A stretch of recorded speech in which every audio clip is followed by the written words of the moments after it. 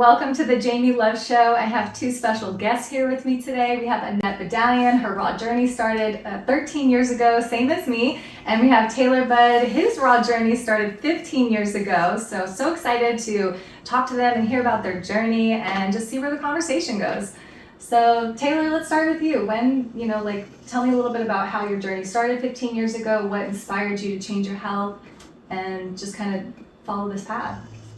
In 2008, I got introduced to Dr. Sebi, and that was just, it changed everything as far as like my ingredients. And I really dove right into the raw food thing, and I'm glad I did. I got into the fasting and everything like that early on, and I think the only reason I would ever bounce back at different periods was just trying to be sociable, but I think it just reached a point where I could no longer really bend in that way, and raw foods just make more sense in every way, I feel like.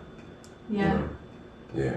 Yeah, actually, when I first went raw 13 years ago, one of the main reasons that I fell off or I went back to eating cooked foods was the social aspect of it. It was just really hard not having the support from my family, and my ex-husband, didn't follow the journey with me, and, just having to cook for my kids and stuff. So the social aspect is really hard. What I've realized now after 13 years is it's been a whole process of just trying to fit my life around this lifestyle so that, changing my lifestyle so that I don't have so many temptations, or I'm not always in those social settings. Do you feel like you have kind of come that far after, 15 years? Oh yeah, adapting. Yeah, adapting. Yeah, always. Yeah. Yeah.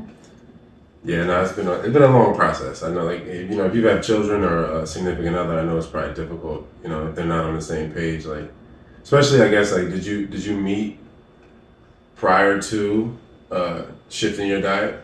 Yeah, actually it was hard. I was not a meat eater, but I wasn't vegan when I met my husband. So when I got pregnant, my mom had already started reading to me about health and animal factory farming and things like that. So I was already went vegan when I got pregnant with my son.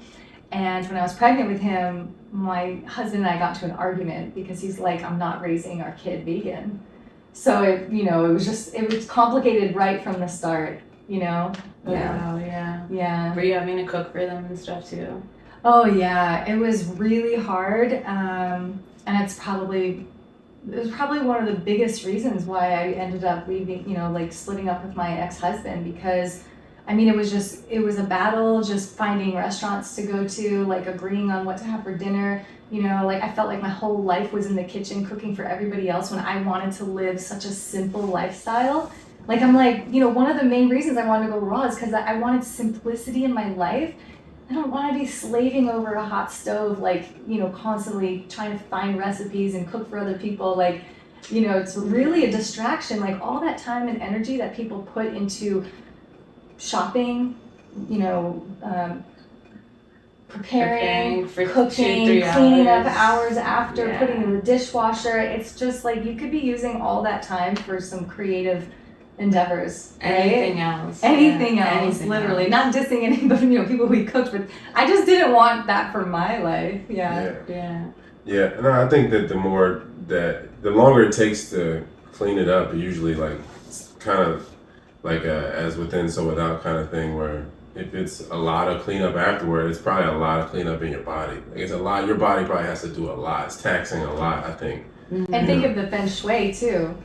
Because you know how your environment, if it's messy, it's your energy field is cluttered. You make a smoothie, it's just clean the blender in a glass or something, or if you have just an apple or whatever it is, it's just it's in its container already. Have a melon, it's already a bowl. Yeah. It doesn't really make sense. I feel so much stuff, as far as the preparation and cleaning up, there's just, like you said, so much. It's just leaching other areas of your life, I feel that you just not gonna have time for. How is your diet now compared to when you guys first started? For me, it's a lot more. It's very simple. It's a lot of juices, sometimes salads, sometimes fruit, smoothies, but keep it really simple on the body. Mm-hmm. Yeah. Yeah. What about you? Yeah, I mean, and when I first started, it was I think I jumped in it so hard that it kind of made it a shock to like my family and people, you know, I guess even to myself at some level. But because I weighed a lot, I was like in the gym a lot. I was like, you know, like 30 pounds heavier, and I felt like, you know, it kind of shocked people to lose the weight, but I felt good though. So it's like, you know, I didn't really want to sacrifice like how people perceived me for how good I was feeling, but it was really, I think it was really simple then. You know, I kind of just started off with just like sprouted almonds and bananas. I think that was like my, like 98% of my diet. But now it's, Oh, wow. yeah, You now, jumped in simple. yeah, Oh, I did like Yeah. the gourmet. Like Oh, yeah. I was making like layer cakes and, yeah, and dehydrated coconut jerky and Yeah. My addictions were real. You know, Yeah. my first transition, like the cravings, oh my gosh, it was unbearable. Yeah. Like my ego was fighting it so hard. Like I was like laying on the floor like screaming because I wanted to eat something so bad. oh wow, Yeah, it what was were you bad. having? What was I having? Yeah, Just raw food, just, you know, salads, smoothies, juices. and you're craving for like cooked stuff. Oh yeah. Yeah, Because like I said, I was living with my ex-husband and my kids. it was all in your face. It was in my face all day long. My Mhm. ex-husband would come home, he'd be like tubs of ice cream, cookies, like all my favorite things. They'd be he'd eat pizza in front of me at the dinner table. You know, it was really hard, you guys. yeah, It was really hard. Yeah. Yeah. yeah. No, I mean, that's got to be tough. Like, you know, you're not bringing it in your house, I guess it's not so bad. But yeah, when it's around you like that, I guess it's more tempting. And the smells and stuff, I imagine, are really like all encompassing. Oh yeah. Did you have family dishes that were like typical for like the family, like I don't know, if you have like a cultural dish in your family that you just like couldn't let go of or anything like that that was around that made it difficult? Well, that was another thing too. I was doing really well because my ex-husband would get deployed overseas. So then he ended up, you know, when he was home it was really hard. And then when he left, it was a lot easier. I had more control over what the kids ate. I had control over what was in the house. I didn't have to go to restaurants if I didn't want to. So while he was gone for months at a time, you know, it was a lot easier. But then every time I would go back to Florida, my mom would make these dishes that I just love, you know, stuffed artichokes with breadcrumbs and you know, she'd make this cake that, you know, she's been making since birth, you know, like just this All the things that traditional cake for all the birthdays, you know, and I was like, oh my gosh. So, you know, it's always something attached to emotion. Yeah, absolutely. Right? And like memories. Memories, Yeah. yeah. Yeah. It's all nostalgic. Because it's kind not of. nutritional. It's not like our body it needs it. No. Yeah. Yeah, kind of like all you're getting out of it is like the love your mom put in it, I guess. You know, that, I mean, that's something, but it's not gonna be good for longevity. No. Yeah. No. No. Yeah. It's tough. I don't know. You know, after a while, yeah, it just became more of a reduction thing. I guess you're just like, the weighing of it is like, you know, do I want to appease other people or like, you know, succumb to this stuff, or do I just like, am I okay with just feeling good? Because yeah, like for a while there, I guess it was just like texture and taste, but then it really reached a point where I was like, how does this food make me feel? And then that's kind of, I think green juice really helped me, and coconut water. I feel like really going in like extensively, like going through periods of fasting with them. Coming back, I feel like it is a lesson when you like come back to something, even if it is like you going from fruits to you know, some gourmet stuff that might be more dense and maybe not the best food combination. I feel like you do learn a lot because you're just like, man, I thought that tasted good, but it does or whatever. But it's not really. It's not worth the process. That really is not. It's painful. Yeah, sometimes I do that on purpose. Like I'll do like a complicated, you know, gourmet raw thing. Yeah. And I'm not gonna lie, every second of it, it's worth it during it. And then right after, I'm like, all right, let's go back to simple. That's all I want for like, it gets me right back for the next week, easy. But you know, life is balanced. Sometimes, you know, I think it's great, especially in the beginning, at incorporating those gourmet raw foods, and then, you know, slowly start removing things out of your diet. You know, like you go to gourmet, then you go a little cleaner, then you start taking salt out of your diet. You know, then you're going to, you know, less fats or whatever it is. Then maybe go down to 2 meals a day, you know. Like the organic process, not the overnight extremism. Yeah, because your body's going to know. You're not priming your body for it. Yeah. Or your mind. A lot of it's your mind too. Yeah, just the idea of wanting to eat all day is an addiction in itself, right? Sometimes we're just eating even if we're not hungry, just because it's the act of eating, the act of like putting something in your mouth. Pacifier. Yeah. Yeah. No, that's exactly it. Yeah. I mean, I think that it's it really is like, I think it's just it's such a process, like a process of elimination over years. You know, I don't think it's anything that you really want to. I feel like you should enjoy every phase. I don't think it's something that you really want to bypass anything in. I think you have to find the right variation of the raw food diet that works for you. I love salads, and I like avocado. Well, avocado is a fruit, but it is higher fat. Yeah. I like flax crackers, like making avocado toast. I'm not afraid to use olive oil. I like spices on my food, you know, just to like flavor things out. But that's the thing, is like everyone's gonna have their own way of doing things, you know. Yeah. Everyone's on their own process. And that's another thing too, is like, it's not, for me, it's less about the destination of like having this label of like I want to be this, or I'm growing into this, but like more of the process, like you said, of self-discovery through this journey. Yeah. It's been such a spiritual path for me. What about you guys?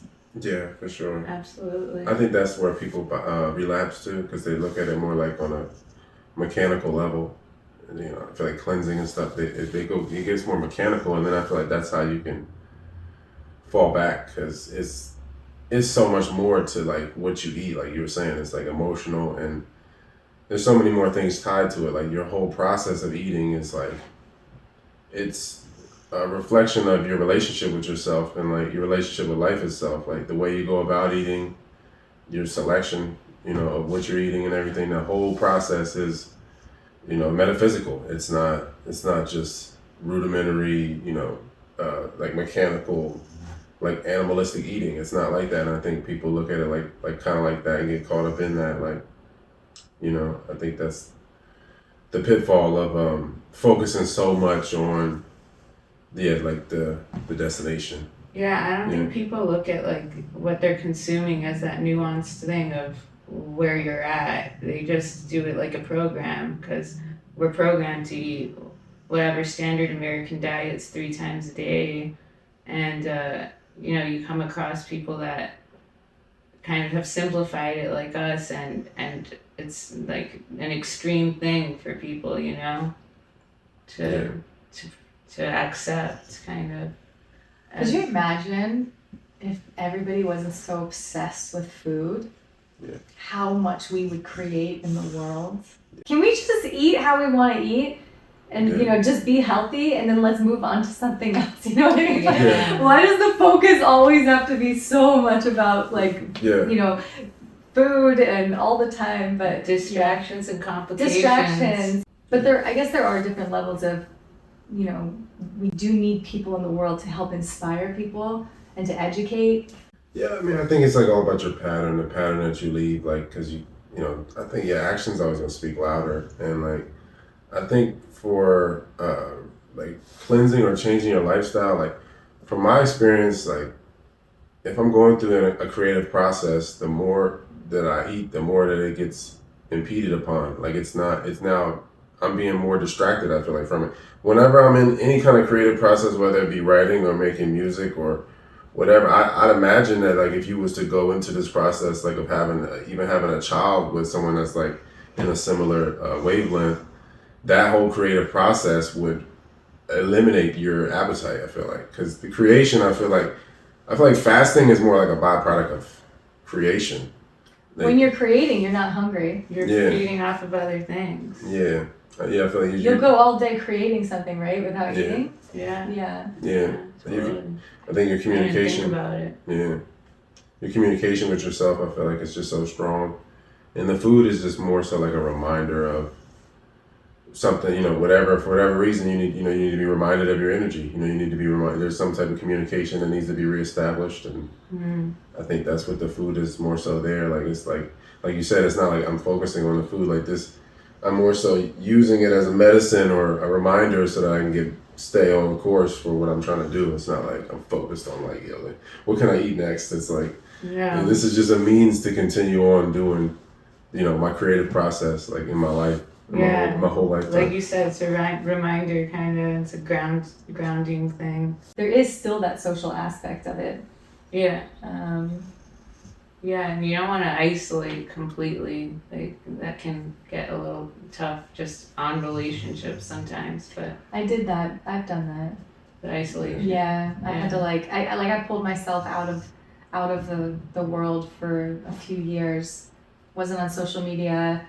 Didn't go to do anything. I was just really focused on my spiritual path and just working through all my shit. What were you doing to during that time? Well, I had my kids still, but it was after my divorce, and I really started, to wake up, and I didn't want to go out like drinking anymore. This was like maybe 8 or 9 years ago, and then started meditating, I had always been spiritual, but I never really kind of put time into my spiritual path. So, just changing my mindset, things like that. And then when I met my husband, we had 2 years with each other where we weren't working. We were just like, we had savings and things like that. So we did a lot of plant medicines, and we did a lot of just being out in nature. We go hiking a lot, and we just really cut ourselves off from civilization other than my kids, and did a lot of work on ourselves, healing generational traumas and things like that, childhood wounds and all that good stuff, the shadow work, doing shadow work. Like, it was weird. Like, during this healing, I would feel people in my family, their energy come up where I felt like I was them. It happened to me last night. I literally felt like I felt my mother and my father's energy last night.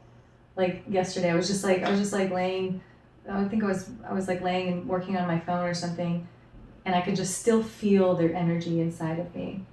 Do you guys ever experience that? Like, as you're healing and detoxing, like purifying, you can feel the patterns from your childhood of who you picked up that pattern from, or that behavior. Yeah, I think so. I think I felt that, like, more into, like, during, like, deeper fasts and stuff like that. That's when, like, stored emotional stuff will come up. Yeah, like, I'll speak in a certain manner or a certain tone, or I'll say a joke, or my personality comes out, and then I'll have a thought of like, oh, that's where that originated from. Picked up from, yeah. Yeah. And you become aware of it, which you never were before. And then you're like, why do I do that? Why do I act like that? Why do I talk like that? Why do I behave like that? Where did it come from? Yeah. The personality is like an amalgamation of like learned behaviors. And it is like a lot of the Taoists say, like, you just want to eliminate the personality to like, like over time, over life, like to where you just get to the core of who you really are, just being, you know what I mean? Because like, it's like the personality is like kind of in projections, like learned behavior, and then it's like being is presence. And I feel like that whole process of like removing personality, and because like you said, it's like a generational thing where I don't know, like, sometimes I laugh like my uncle or whatever. It could be anything like that, like, you know what I mean? Or it's like really deeply embedded in the spirit of, the body is kind of like an amalgamation. So I think it's like there's like a program, and I think the more that you reduce ingredients that you don't need, and you go over time, you get rid of things that you don't need. Less is more, and I feel like it's. Especially, you are a vessel too. I feel like, especially with people that have passed, I definitely feel them too, coming through me. What do you mean by that? like people that have died in my life, I feel like at different times, especially like if fasting or if you're on plant medicine, what have you, I feel like I just feel more like a vessel for them to kind of like realize themselves through. Yeah. And it's like an interface moment, I feel like. Do you feel cords? I Like do. maybe past relationships or just with do. family. Like my son, I feel a super strong cord with my son. Mm-hmm. Like an Especially energetic when yeah. you're Yeah. That umbilical cord's always there. Oh my gosh. And the crazy thing is like him and I used to be really close when he was little. And then ever since I moved to LA, our relationship just, you know, they're not that far away. I still see them all the time. But, you know, he's 16 now and he has just kind of pushed me away and been very distant from me. So, but I still feel him. Like I still feel his energy. Like the connection. And it's so crazy. Yeah. And I think that's like the core there. Like all this stuff, like pushing you away stuff, I think that's like all personality and like resistance. I don't think that's who he is. I think who he is like who he has always been connected to you. You know what I mean? That's what I feel like you feel. His authentic self. Yeah. I know. The hard layers. part is that when people don't realize that they're acting out of personality, like this thing that has been created that's not truly them, but you can see that it's not them, but they can't see. It's really hard, right? Yeah. It's like really hard to connect with somebody who you're like, you're not being yourself. Yeah. Yeah. Yeah. It's like a sleight of hand. They just don't. I mean, they've heavily identified with it. It's like, and then it gets certain things from life to where they're like, all right, well, I'll just associate with that because I get certain benefits. So yeah, that's just the learned way of how I've been dealing. And and it's like a shared body. I feel like at that point, like the personality really, it's like it really is a parasite at that point. It's like, wow, that's a good word for it. Mm-hmm. It's a parasite that you don't even know is taking you over. Yeah, you don't realize it at the time. You're making deals with that thing. Like, and the weird part is that when you start to shed that layer of yourself, right, it feels like you're dying. Yeah. It's like a level of ego death in a sense, right? Yeah. It's like a personality purge. It's like, whoa, that's the only thing I've ever known me to be my whole life. Yeah. And then, you know, as these layers start to come off, it feels so scary to let go of that aspect of who you think you are. Yeah. Yeah. Yeah. And once you do, you kind of experience what freedom is.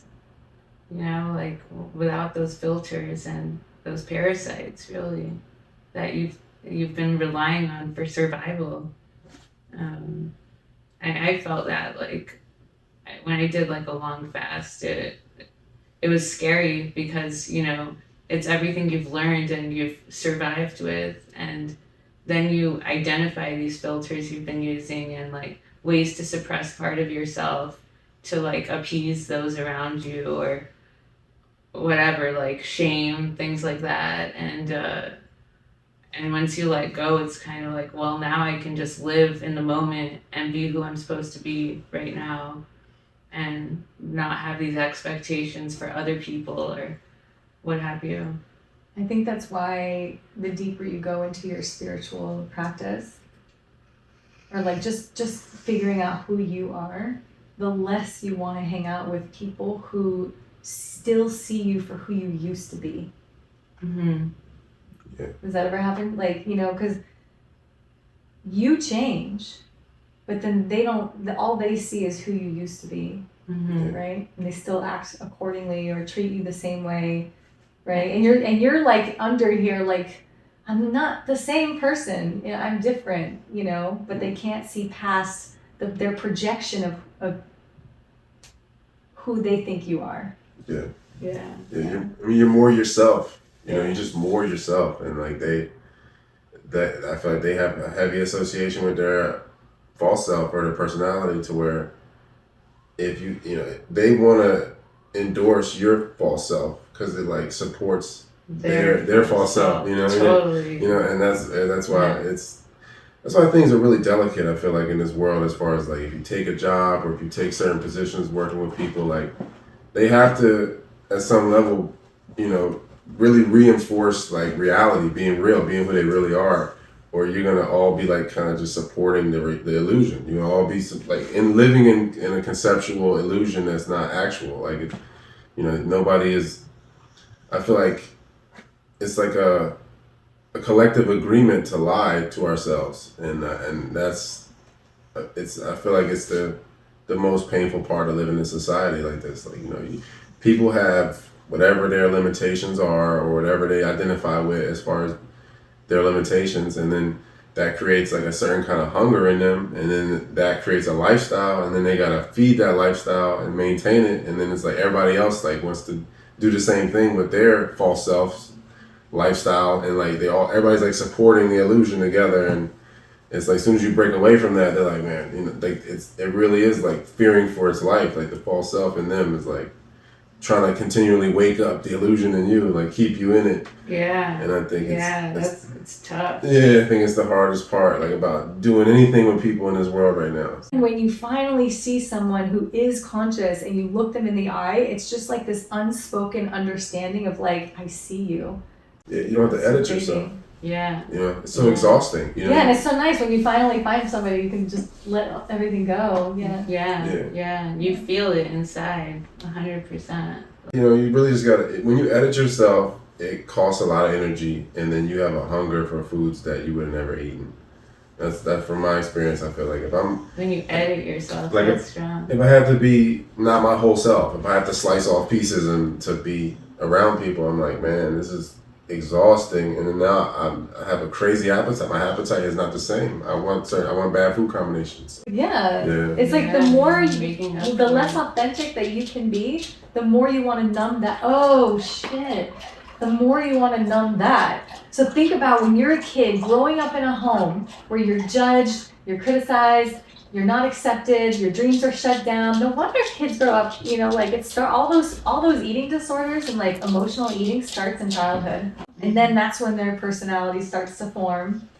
Yeah. The whole like self-conscious nature of this place kind of it sets everybody up for having to make filters and having to compensate for not being authentic, I think. Yeah. We start off like young, kind of really like we're emotionally not sober. I feel like people like very prideful, and I feel like shame is just like the other side of pride. Like I feel like people are for the most part very ashamed and very prideful. It's all unconsciousness in different respects, like different names for unconsciousness, but I feel like that is what I guess inebriation where it starts. I feel like in order for you to start, attack, it's an autoimmune disorder, but that's why I feel like it's a parasite thing where, you're attacking yourself for some respect or whatever, for whatever it is. But I think ultimately it is some sort of inebriation, like where you have some sort of pride or some sort of, resistance to growth. And so you feel like I can just ignore, or I can bypass, and I can do this, I can eat this food, and instead of like satisfying my emotional hungers, I'm gonna have the physical food, or instead of I feel like that's it starts at like an emotional level, like, and that's why I feel like going raw really shows you where your emotions are and like how. And your addictions. Yeah. You be drunk off of pride, man. I'm drunk off anger. I think that like when it comes to like pain and pleasure, like so many people I feel like confuse the euphoria from pain as pleasure, and I think that's kind of what happens with those type of scenarios where you like, play the sad song again and play this again. It's like this different, like you get like a rush of endorphin, whatever it is, it's like it's. But most of society lives like that. Yeah. Right? Yeah. They listen to the sad song over and over and over again, regardless of how it's making them feel. Yeah. And that's why I feel like that's pride. Or shame and pride are like two sides of the same coin. Like, it's like, and I feel like the food really perpetuates it, because the nervous system is so shot from the foods that people eat that they're just in their feelings. They don't know. And that's why I feel like the breath is key. The breath and like your approach to sexuality has a lot to do with your approach to food. I feel like, we've been taught to be really frivolous sexually, and I feel like if we had a lot more respect for that, then people would not have the appetites that they have. I feel like, you know, like we're in a Well, porn culture. It's gluttony of everything. Yeah, Gluttony of porn, gluttony of exactly. sex, gluttony of food, gluttony Yeah. of YouTube binging, gluttony of Yeah. social media. Like everybody's just stuck in gluttony. All the Like distractions, overuse, yeah. all of them, Everything. just on steroids. Yeah, the porn industry. Oh my gosh, it's ruining people, ruining marriages. Yeah. It's so sad. Like if a man is willing to like just toss away all that, whatever, you know, however, you know, his seed, which is very, you know, should be very valuable to him. If he's really willing to just throw that away, it's like, how can he really even have respect for his diet correctly? It's, you know, he's already compromised. Like it's such a massive loss of energy, and then I just feel like it ruins like the dynamic between men and women, because like we're supposed to be able to charge each other, whether it doesn't have to be a sexual relationship. It could just be anything. You could be business partners, but I feel like just men and women working together is like invigorating, like energetically for people. And if you know, if somebody's not treating themselves right and they're just throwing their energy away, throwing their seed away, then they can't really show up for the other side. And then I feel like it just creates such a problem, like in the flow of energy. And then hunger just follows that. I feel like. I mean, it even shows up in marriages and relationships too. Anytime I had too much sex in a relationship, it just made me want to have sex with other people, because it's just like overindulgence. I feel like where does it stop? And not even that I never cheated, but I don't want to live with the urge though. It's not good. It's not a fun thing. Yeah. No. Because I mean, at that point, I feel like you're just like masturbation partners. Like I'm just using your body to masturbate with. And I feel like that the food again is like correlates with the consciousness. Like I don't think there's any way that you can be drug free and live foods and have that approach to sex. I don't think it's possible. You know, I think if you have respect for yourself, then you know, I think your relationship with food is going to be a lot better. It's so interesting because even when you go to like, let's say somebody goes to marriage counseling, right? First thing they're going to ask is like, well, how's your sex life? But like, why are they asking like, how is your connections? How is your communication? You know what I mean? Like, why does it always have to come back to that? You know? Like, Yeah, it should be like, what do you do besides that? Yeah, like what do you do outside of that? Yeah, it's like what the society has placed all its importance on is sex, and they sell everything using that. Like, well, there's an agenda behind that. Yeah. It's for a reason, and when we just go along with it, we're just like, oh, this is cool. This is what we're supposed to do, and you know, but yet everybody's working 9-to-5 jobs, working as a slave, miserable, unhappy, in debt. Yeah. You know, and not living their dream life, not living their dreams. You know, just kind of under this spell, under this sedative, like you said. Yeah. Yeah. And that's why I feel like you gotta really like you were saying, like as far as like, you know, your spiritual practice, your metaphysical practice, like it has to be something daily like that. You got to get that win, like that metaphysical or spiritual practice every day, and then some type of physical and then creative practice and something to learn, I think, every day, you know. Whereas I feel like people are so focused on things that they can show people more than like, you know, actually learn, you know, things that they can learn and like actual real growth. I feel like the showmanship aspect of it really kind of clouded it, you know. Or it's either that or survival. People are in survival mode, or they're just like trying to flaunt things. And I think if you were just more real with yourself, you know, and you have developed some type of spiritual practice or multiple spiritual practices, different outlets and stuff, then, you know, you really, I just think that all your relationships, whether it be food or, you know, with yourself, business, whatever, friendships, all of that, it's just going to be centered around health. Like, or people are just not going to be able to meet you there. They know they can't even talk to you. Like, I think at that point, they're like, I don't want to waste your time. You know, they know like, oh, well, I'm not healthy enough really to have more than a certain kind of dynamic with you. Like, I can only like be like a higher vibe person. I can't really be. Where's the conversation gonna go, really? Yeah. I mean, you know, we could say like, you know, no one's above or below each other, right? But there are people who resonate with one another. Mm-hmm. And that's why finding community is so important, because like let's say you have a job and you're eating this way, right? And your values and your goals are just in one area, then you have to try to be something that you're not, to fit in, have conversations about things that don't interest you. Mm-hmm. It's like, do we really want to put our time into that? No, it's exhausting. Yeah. It's really exhausting. It's taxing on you and your own authenticity because you're trying to meet people that are, you know, full of distraction. Like most of the conversations are really just distractions from facing themselves.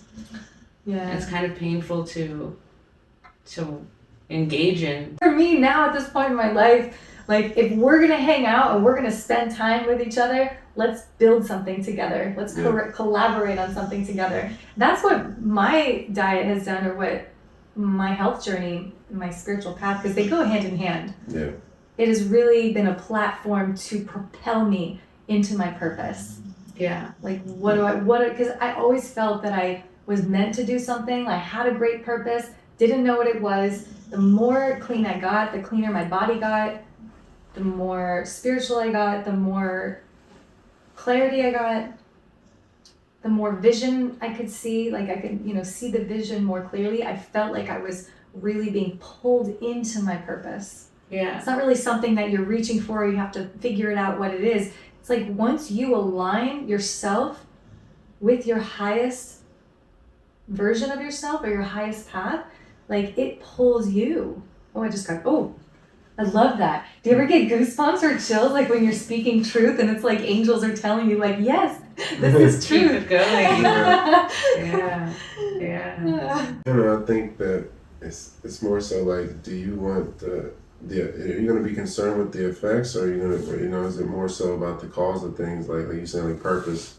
I think people are more so concerned with the effects of, like, if you're in the food purely for the flavor and the texture and the dopamine from like getting it, like achieving it, I guess, like whatever, or if you're into the sex for like purely for the euphoria, not for the connection, like it's the intention. Yeah, like you're not really in it for like the real gold. It's all glitter. It's not really, you're all into the effects, and I feel like there's no way you can ever have like any real purpose, because it's all you're doing things for the byproduct. Like you don't really want the creation, you want like the byproducts of it. You know what I mean? So it's like you want to stimulate creation and then cut it off at some point and then like reap some byproducts.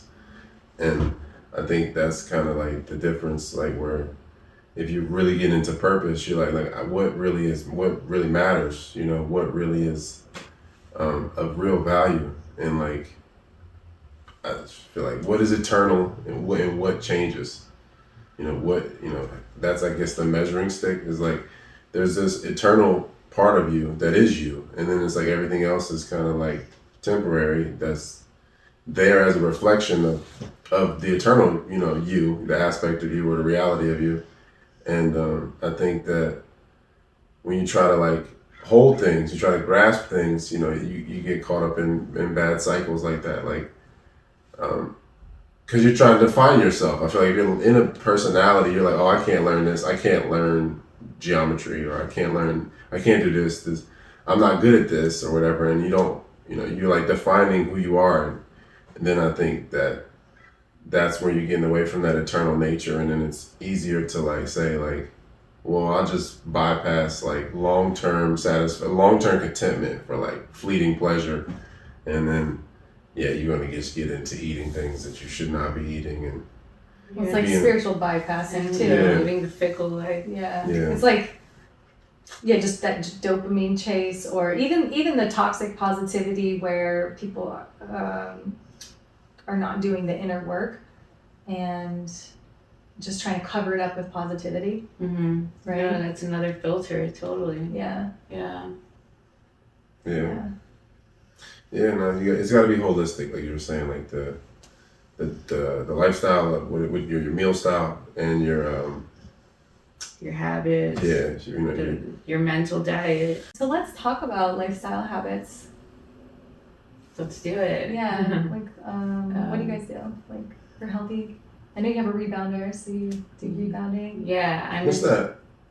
What? What rebounder? What's a Oh, it's rebounder? a trampoline. Oh, okay. Little Oh, yeah. I was like, what is that? All right, yeah. For lymphatic. Okay, yeah, yeah. it's a different Okay. word for Yeah. mini trampoline. Yeah, I get it. Okay. Yeah, no, I heard those things help though. Yeah, those are great. I use mine like. He's never been able to use one. He's too You're small. too small. Not indoors. Yeah. I go to a park or something. Yeah.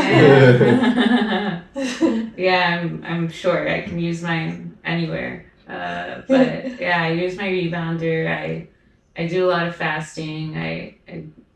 You know, I've done like extended juice fasts, and I kind of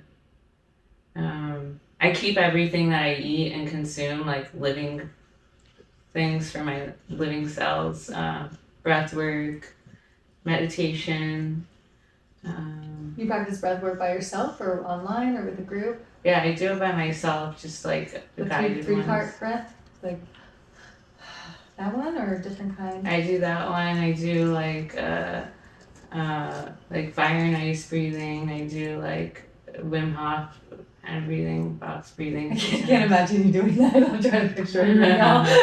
Yeah. That's cool though. Yeah, but Do you do ice baths or anything? I do like infrared saunas and I do cold showers. The cold showers are not my favorite thing to do, I'm not gonna lie. Yeah, They suck. I don't like, I'd rather just dunk in a pool than have to take a cold shower. Yeah. I like worked my way up to 3 minutes a day and it just never got easier. So, you know, when I get myself into it in the summer, I'll do it, but like, yeah, it's cold. I don't like being cold. Yeah. What about you, Taylor? Yeah, and I do. I start the day with a walk to get the blood in my limbs, and then do some breath work. Do a pretty extensive session of breath work, and then I definitely read and write every day. Focus on lately, learning language and just studying like Hebrew and Latin, and I drink a lot of herb like ground herbs, like powder herbs, like in tea and stuff like that. And then like typically my week will be like every week to 10 days I'll have like a salad or something. But besides that, I only have really tea, juice, fruit smoothies, and then I'll have like a vegan protein shake. So mostly like liquidarian type lifestyle. Yeah, mostly liquidarian, but like every like 7 to 10 days, I'll come off the mountain and go to town and like I need to I kind of like the same exact way. Every 7 to 10 days, like a good salad. Yeah. And then I feel like it holds me over for a while. I'm like, okay, all right, I'm good, and then around that same time it comes back around, and that's I guess that's the short and skinny of my routine. So probably like 3-4 times a month I grab myself or something like that, and the rest of the time is mostly liquids.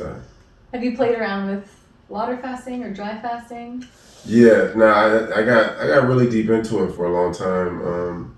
I had the longest. I need to do a longer water fast though. The longest water fast I ever done was only 13 days, but I've done like 90 days on I've done like 94 days on just coconut water, and like 90 days on green juice before, stuff like that. And I feel like those are the most transformational things, right? That we can do this long extended juice fast. And you had a really long juice cleanse too, right? Yeah, I did 315 days. 315 days. Wow, that's impressive. It changed everything. Yeah, Everything. There's no going back to certain things after something like that. You can't. Yeah, you try. You just. You're. And what is a year? 365? Yeah, it's almost a year. Yeah. Okay, so what were you gonna say? It changed everything? It changed everything. Yeah, just the way I look at us as humans, our bodies, the way.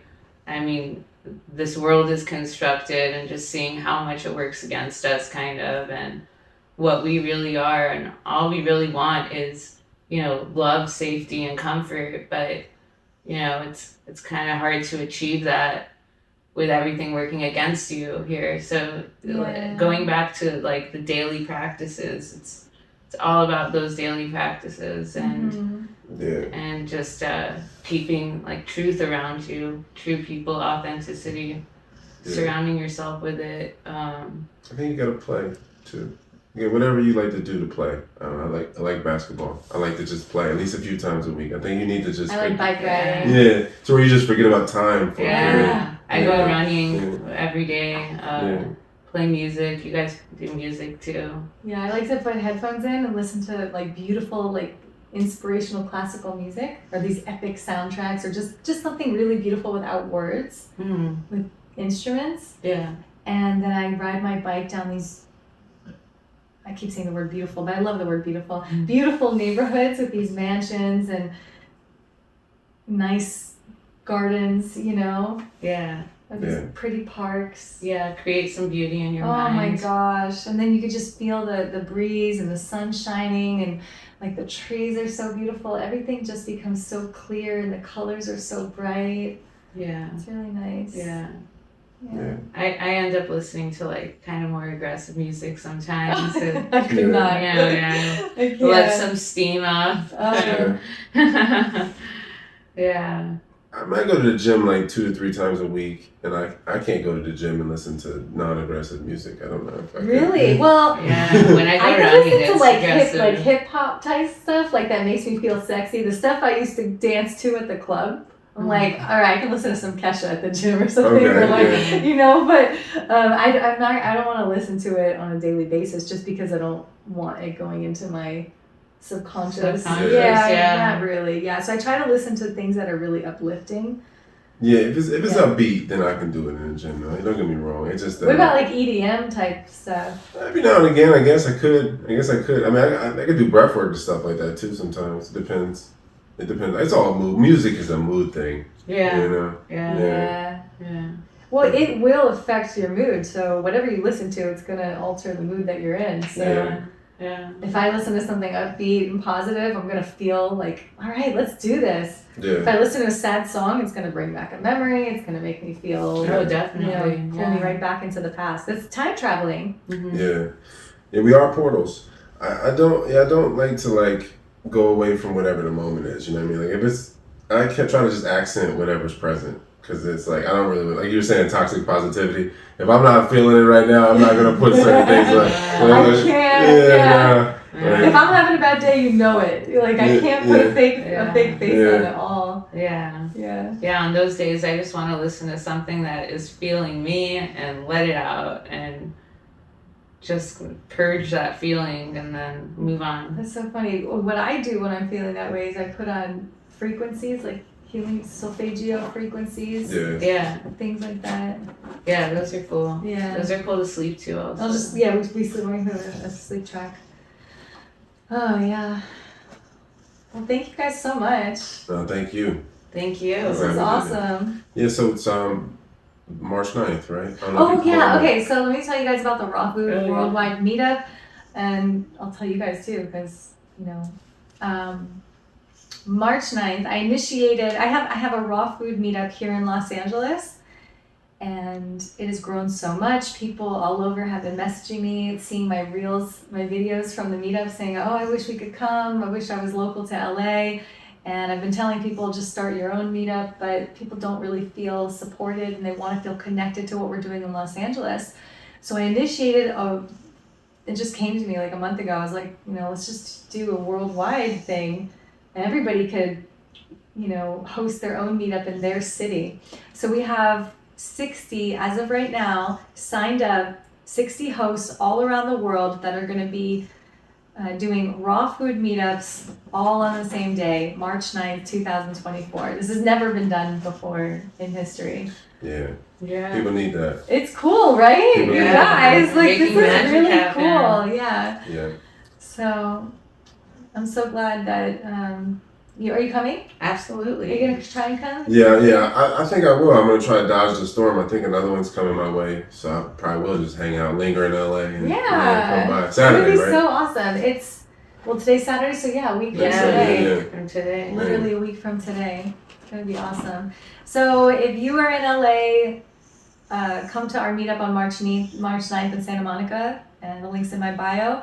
And also, if you are not in LA, you can attend a meetup in your city. You can go to Instagram, the Raw Food Worldwide Meetup. Check the link in the bio. See if there's a city hosting where you are. If not, you're welcome to host. Send me a DM. My name is Jamie Love. You can find me on agelessbeauty143 on Instagram. You can send me a message. And do you want to share how people can find you? I'm on Instagram. My username is Annette, UHHNNETTE. And I'm Taylor Durden, all one word, Taylor Durden, like Tyler Durden from Fight Club, but Taylor Durden. I'll put links Nice to their analogy. social in the Yeah. I'll link them in the description. That's deep. That's deep. Yeah. All right, thank you guys. Tune in All right, next time. thank See you later. All right.